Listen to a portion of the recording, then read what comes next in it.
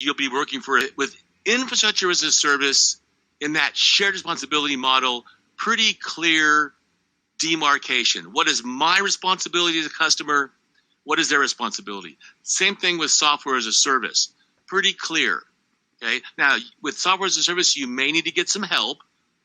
So if you have different SaaS providers, if you don't just go through Zoho, but you independently go through Workday and Salesforce and Office 365 with this, you may need to use some company like we call a cloud access security broker to kind of assist you with your single sign-on, your data loss prevention, things like that. Maybe helping you maintain that you're compliant to like GDPR or HIPAA or PCI DSS. They can assist you with that.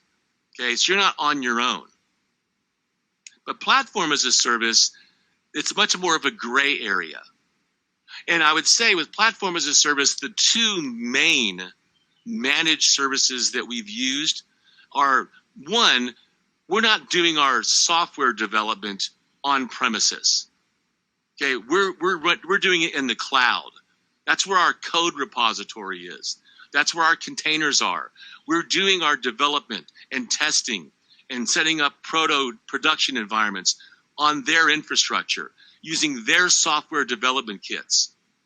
And over the last 2 years, it's quite likely that your developers, maybe 2.5 years ago, maybe they did come in and they were together as a group in an office, in an area of the building, hashing it out like programmers and developers do. But now, not the case. They're working remotely from home.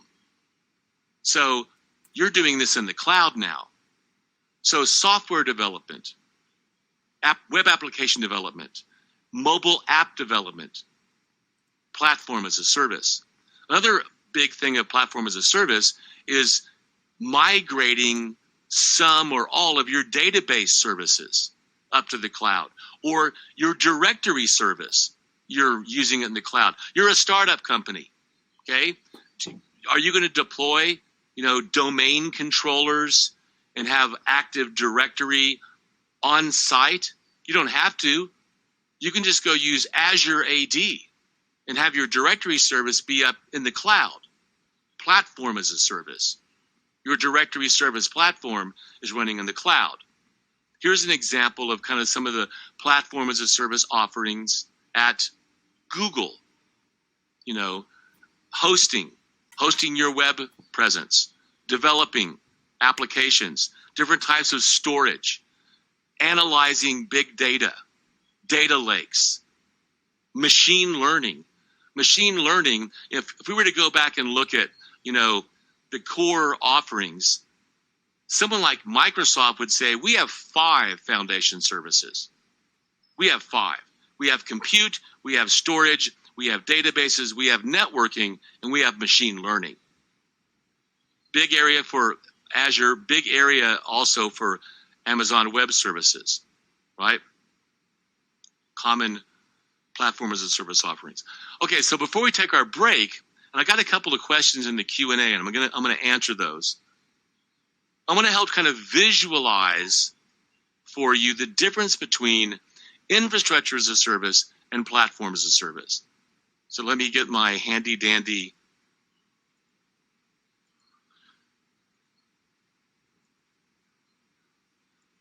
so let's go to the this dashboard. I'm in Amazon Web Services, and this is what we call EC2. Elastic is an instance of some type of machine image, right? So it's whatever these operating systems and applications are, they're being virtualized in hypervisors, okay? And what defines these operating systems and applications are these machine images, whether it's an Amazon machine image or a Google machine image or an IBM or Oracle or Azure machine image.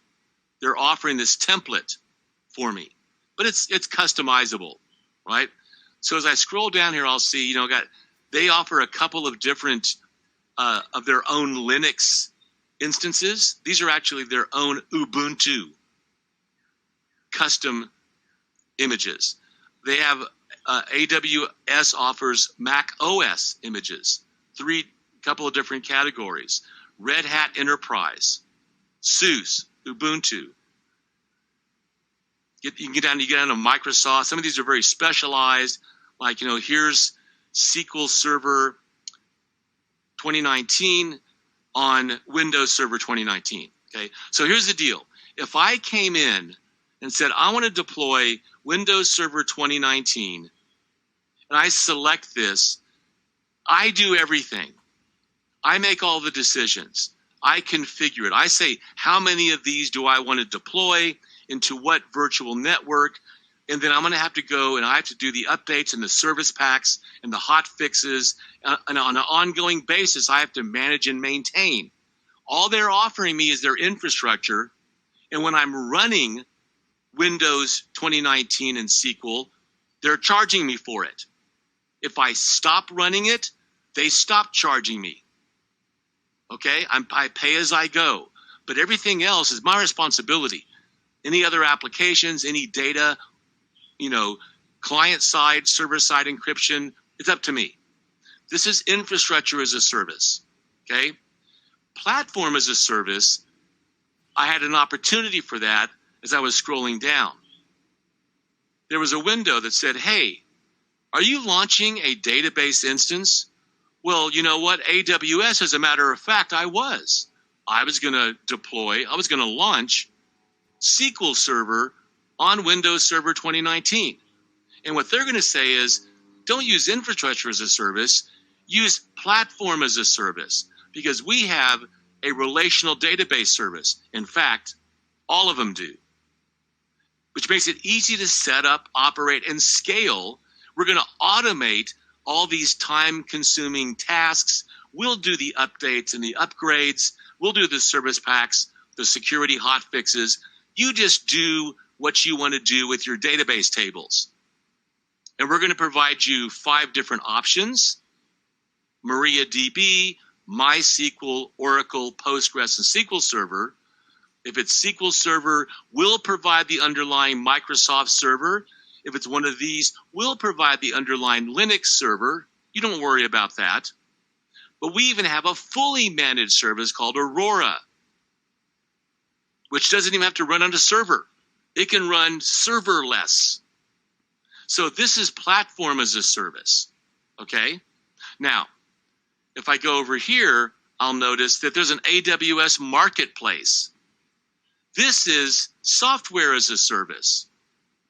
All these different categories: DevOps, business applications, blockchain is going to be hot, okay? This is platform/software as a service, okay? So are you kind of seeing the difference here, visualizing it? I hope so. Okay? So let's take our first break. Technology that we're going to talk about when we get to the compute, and that is what we call functions as a service. AWS calls it Lambda. So you just go up, usually graphically, you go to the portal and you just write your function, or you upload the function. And it runs on the cloud provider's infrastructure, and it can be triggered by a wide variety of different things: an API call, some event from a monitoring tool, a URL. It can be triggered manually. You could almost call that a software as a service thing, because you're basically, just going up to the cloud provider, writing the function. It's tied to your account, and you only pay when the function runs. So there's some nuance between these things, but we don't want to get too hung up on it. Okay. One of the questions that came up that I thought was interesting, they were asking, well, how does a hypervisor differ than, let's say, Docker? Well, and there are a lot of similarities. Okay. There are a lot of similarities. They are both kind of a virtual modular environment. The Amazon machine image has everything in the template needed to run as a guest on a host. And according to Docker, a container is a standard unit of software that packages up all the code, all its dependencies, everything in a modular, portable, okay, immutable, often, where if you want to make a change to the container, you just replace it. It's an object running quickly and reliably, okay? So a Docker container image, and by the way, Docker is probably the most popular platform for developing containerized services, but it's not the only one. There's others like Podman, or you can actually use a development platform at a cloud provider and create containers and microservices. A lightweight standalone executable package of software that includes everything necessary to run the application. In fact, something like On24 or Zoom, those are applications that are developed from a containerized microservices standpoint, right? So the different features, like if I were to go look at the drop down here, you know, getting started, my media player, the team chat, the Q&A, these are modular microservice or containerized components. And if, you know, the attendee chat fails, usually the whole application doesn't crash or hang like traditional operating systems and applications that had much more dependencies. But today, really, you know, everything's a service, okay? Everything's a service. But the big three are the ones you would need to know about on, let's say you were taking an exam. And somebody did ask a question in the Q&A about an exam. So RH said, I assume the material today is applicable to the cloud certification foundational information.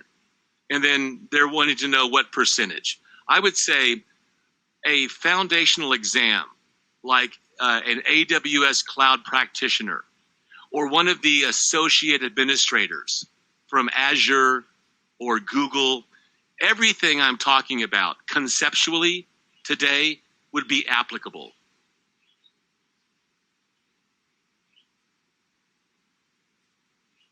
An example of a Docker would be like Zoom, developed in Docker, okay? Modular components. Often a Docker component isn't itself the application. It's the portable type of software that can be used in multiple web applications or in multiple mobile apps. But like I said, this is not a development course. Okay, so you may have to do a little bit of your own research because I don't make being a programmer or developer a prerequisite, right? So cloud deployment models are also a differentiation, okay? We've got our types, infrastructure, platform, software. There's also deployment models. Now, if you were to go to one of the cloud providers like Google, they're going to have their own definitions of what deployment models are. And their definitions are usually going to be kind of specific to them. Okay? I'm going to give you the definition according to NIST, which is a general 4 different deployment models. And there's no one size fits all. You may use a different deployment model for a different solution. Okay? You may use one deployment model for one type of data and a different one for a different type of data. One model for, you know, a virtual call center, another model for, you know, machine learning algorithms doing business analytics on your data or security services. But the deployment model, what drives it, and I would say, you know, realistically, this should be the number one. This should probably go to the top of the list. Okay? Because you can make decisions based on your budget, your cost, your resources, you know, cost benefit analysis, return on investment, those things. You can make decisions based on how you handle risk, how you treat risk. Do we accept the risk? Do we avoid the risk? Do we share the risk? Do we mitigate? How you're going to allocate your resources? How does this tie into your business model, your value proposition, your product and or service? See, all of those things are key factors, critical success factors. But I would say if you're under some type of regulations or governance, that's going to be really at the top of the list. Because if you are, these things especially are going to be driven by governance and regulations. GDPR, for example. Okay. Now, that being said, the first type of deployment model is what we think about when we as a consumer decide to go use the services, infrastructure, platform, software as a service of the cloud provider, or we're going to deploy things in the cloud that our customers and our consumers are going to access, as opposed to us hosting them on site, on premise, right? So public cloud, open to the general public, usually accessed over the public internet. So, you know, I mentioned all these, but there's a couple of others here like VMware vCloud, IBM Cloud Foundry, and there's others that are in your country, right? That may not be on this list. The big three, according to Gartner, and really as of 2022, according to Gartner and the IDC organization, they consider pretty much Microsoft Azure and AWS to be kind of neck and neck. Okay, so Microsoft's made some, you know, great strides to kind of get themselves on equal footing, even though AWS is still kind of statistically the leader. Public cloud. A private cloud is basically to be used exclusively by a single organization or an entity. Now, it may be just one business unit or one organizational unit is using, like you could have a large company and we don't really use the cloud for anything except for running our database, okay? Or we have our virtual call center that we're using in the cloud now because we can't have that call center we had 2.5 years ago.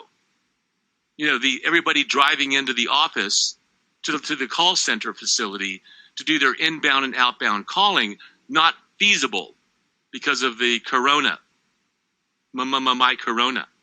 So private cloud, remember, exclusive usage, okay? Owned, managed, operated by an entity. But it can be on site.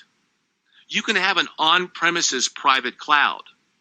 You've taken your environment, you've taken your traditional local area network and your traditional data center and server farms, and you've gone through a transition to hypervisor technology and virtualization. So you're offering to your own organizational units.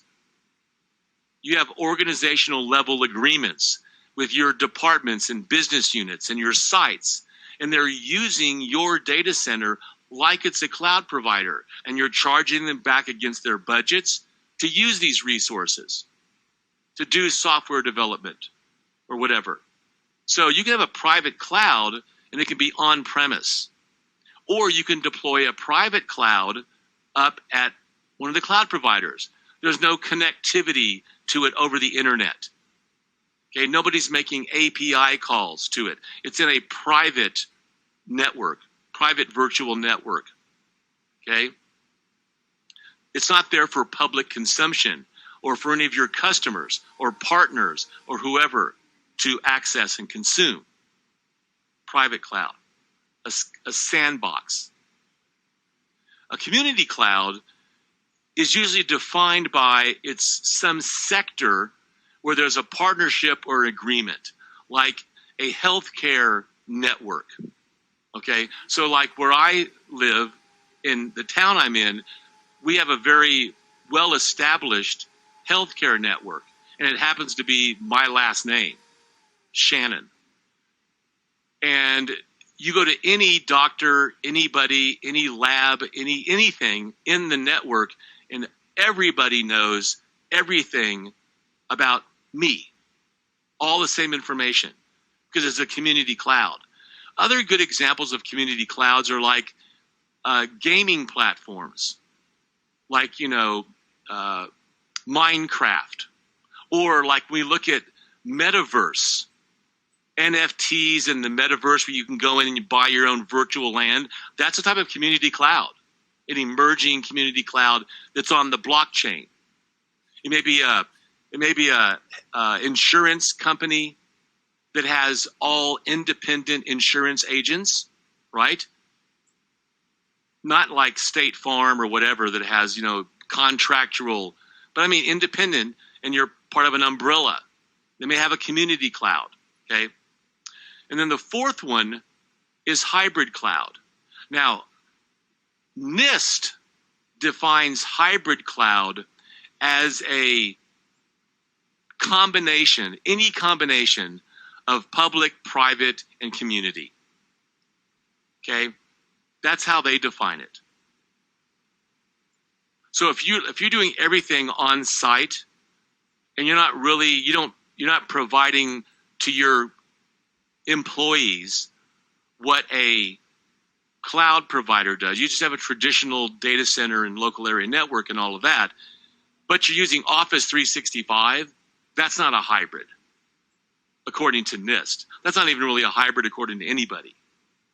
But hybrid cloud, according to one of the cloud providers, is more like what we call edge computing, where really the demarcation between your site, your headquarters, your regional branch office, and the cloud provider has kind of diminished, where you have a 50 gig, 100 gig direct connection to the cloud provider, and you're basically part of their internet.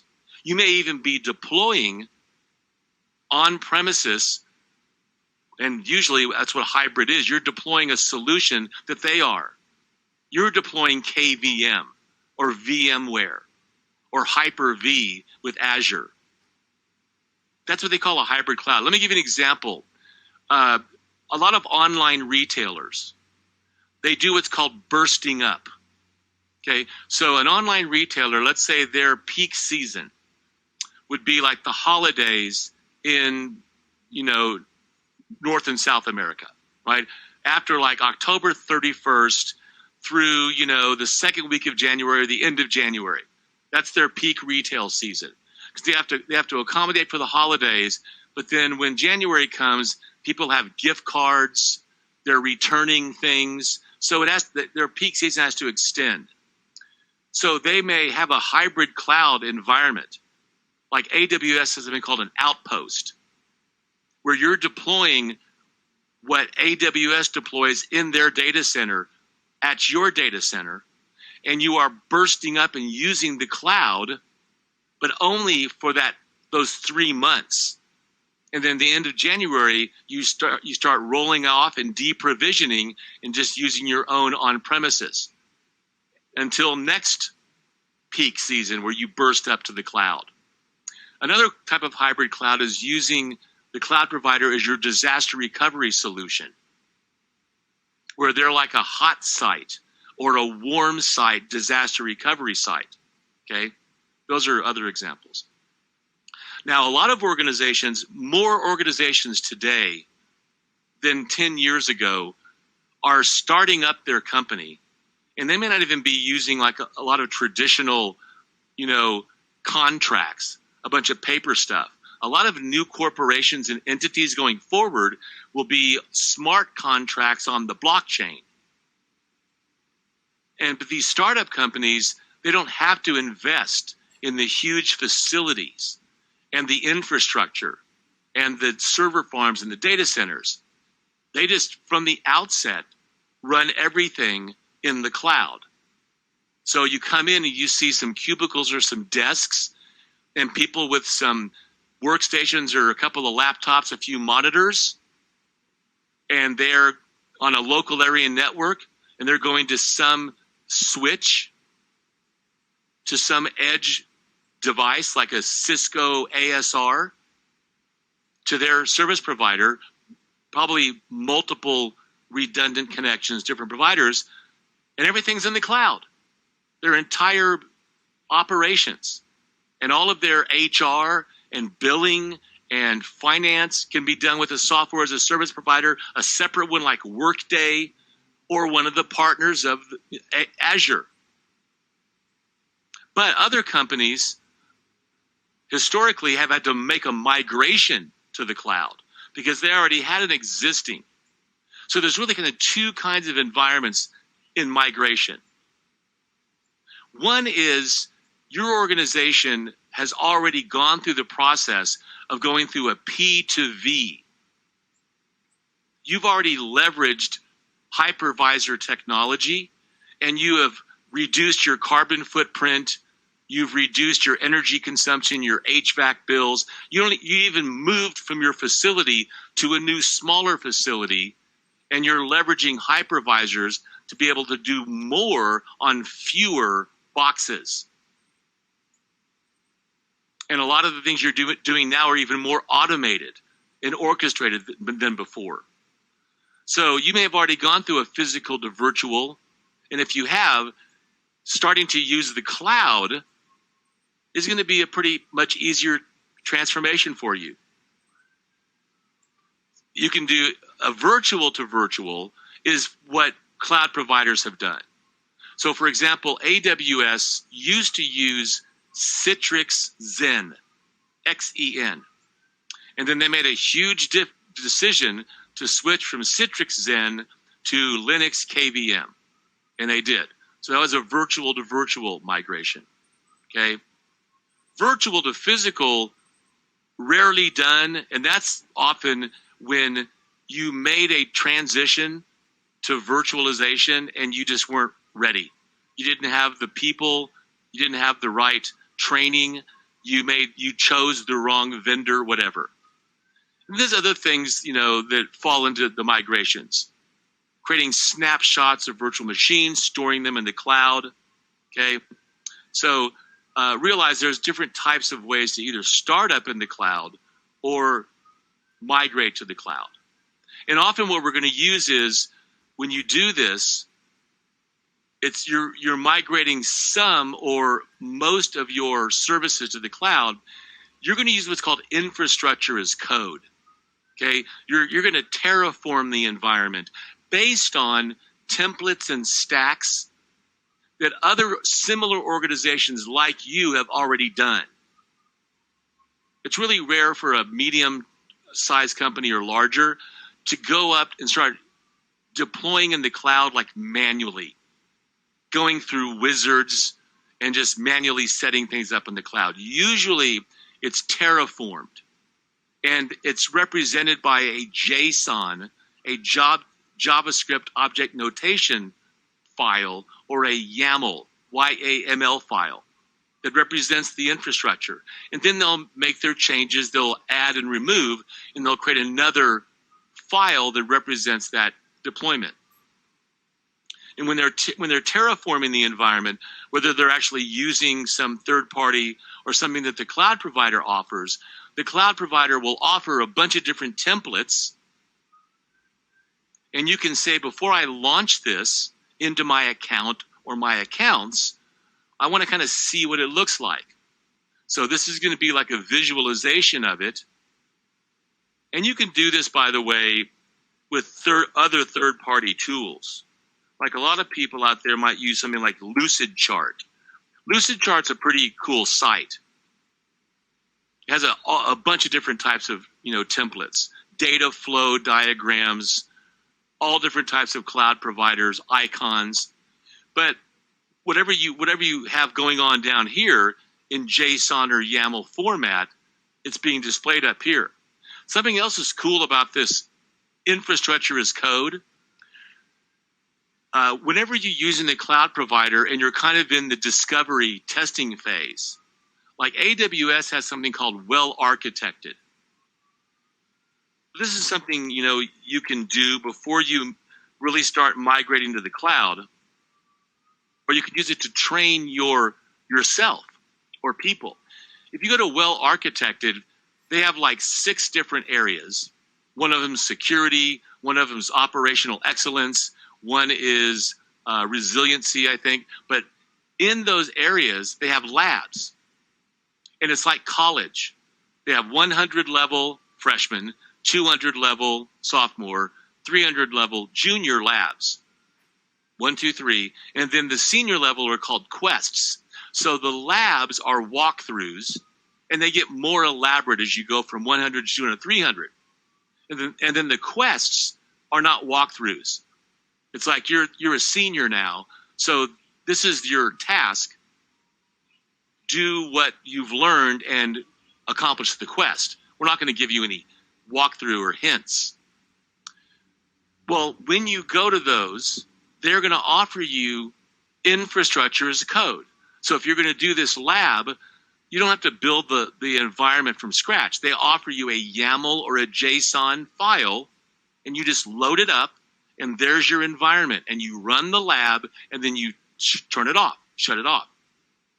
Now, is that going to cost you? A little bit, but it's cheaper than a 4-year university, and you're really going to learn a lot.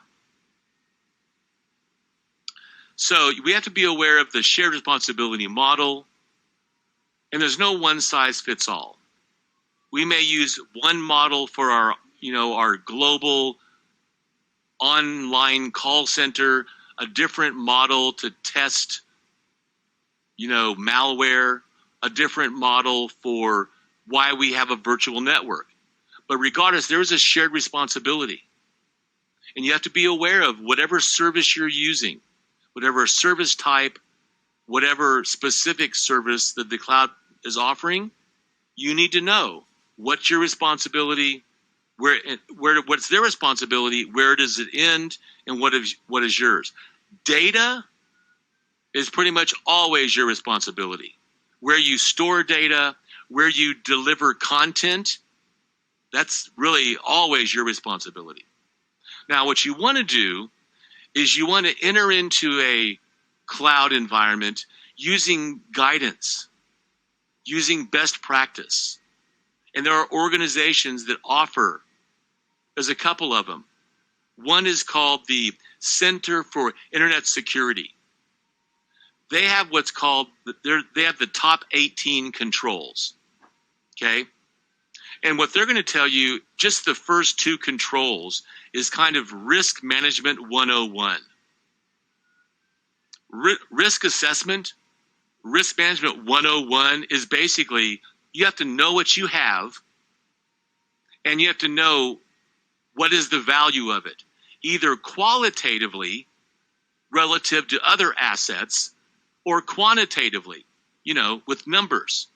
And if you look at the first 2 controls from the CIS, this is basically, like I said, risk management 101.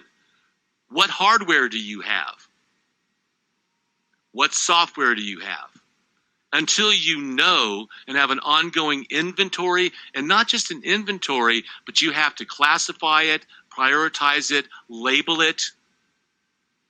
It should be, these configurable items should be in some type of database, a configuration management database. Before you do that, you're not ready for some deployment to a cloud. You're not ready to really have your business delivering a value proposition on the internet. Risk Management 101. Another excellent organization is the Cloud Security Alliance. They have certifications too, by the way. They even have like auditing certifications. They have a lot of things. The CIS and the CSA both have, all different types of things, baselines, lots of tools to use.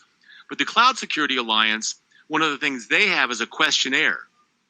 And it's just a questionnaire of yes/no questions that you could give to a software, like if you're trying to find a solution for your company and you're having to pick and choose between 2 or 3 software as a service providers. Maybe it's a separate third-party SaaS provider. Maybe it's one of the marketplace partners of Google. You can give them this questionnaire that the Cloud Security Alliance offers you. And then they also have a really elaborate, what's called a controls matrix that's used for auditing.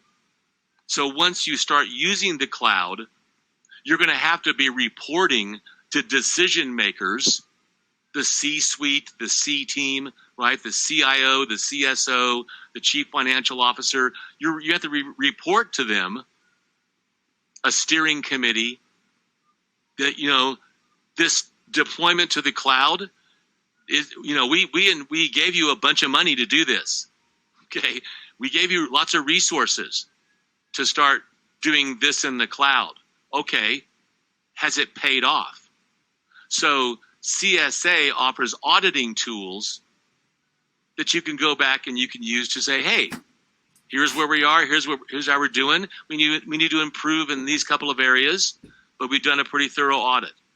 So the point I'm making here is, before you go, even as a small business, and you create an account at a cloud provider, you have to know hopefully what you're going to do. Now, the good news is you don't have to necessarily decide that right away. Cloud providers are going to offer you a way to learn and test and experiment before you actually start spending any money. Or they'll give you a certain amount that you can play with till you actually start paying them for it. Okay? So Azure and Google Cloud, when you create a new account, they usually give you a certain amount of currency. It's different in whatever country you're in. Let's say in the US, it's 300 USD. And they're going to give us that, and we can use that in our new account. And once we approach using it up, we'll change the status of our account, and they'll start charging that credit card we gave them. Because when you open up an account, you have to give them a credit card or a bank card or a debit card. They have to know that you're a person and not a bot. Even large organizations will often use like a corporate card, like a corporate American Express, and then they'll quickly switch over to direct billing. Okay? So here is creating an AWS account. Now, I'm going to give you a link to a YouTube video I made. Okay?